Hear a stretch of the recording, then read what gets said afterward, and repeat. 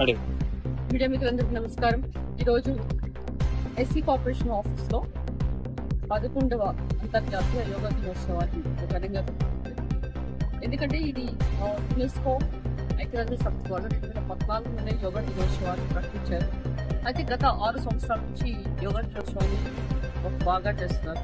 అయితే ఆంధ్ర రాష్ట్రంలో యోగాంధ్ర మనము మే 21 నుంచి జూన్ 21 కూడా మనము యోగాంధ్ర అన్ని రకరకాల గవర్నమెంట్ కాలేజెస్ అయితేనండి, అన్ని విభాగాలు కార్యాలయాలు కూడా యోగాని బాగా జరుగుతున్నాయి.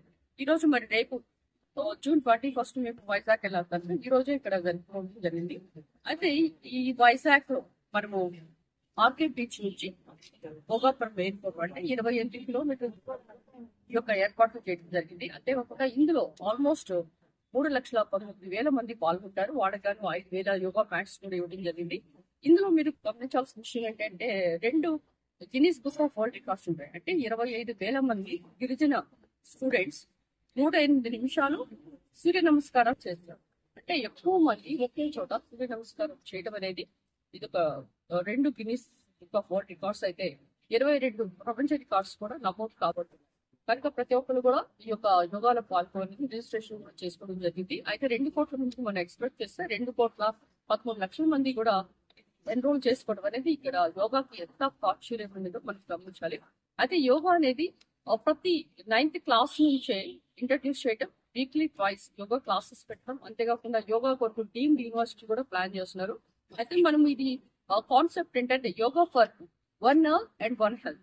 అంటే yoga for 1 earth and 1 health అంటే భూమి మీద ఉన్న ప్రతి ఒక్కరు కూడా ఆరోగ్యంగా ప్రశాంతంగా మనం పనులు చేసుకోవాలి, ఎలాంటి ఒత్తిడి ఉండకూడదంటే యోగా చేయాలని మనం ఇప్పుడు చెప్పట్లేదండి. అనాది నుంచి కొన్ని సంవత్సరాలు అంటే కొన్ని వేల సంవత్సరాలు అంటే 2,700 సంవత్సరాల క్రితం అంటే BCE నుంచి కూడా మీరు సింధు నాగరికత చూస్తే సింధు నాగరికలో ఉన్న తవ్వకాల్లో యోగా ముద్రికలు మనకు కనిపించినాయి.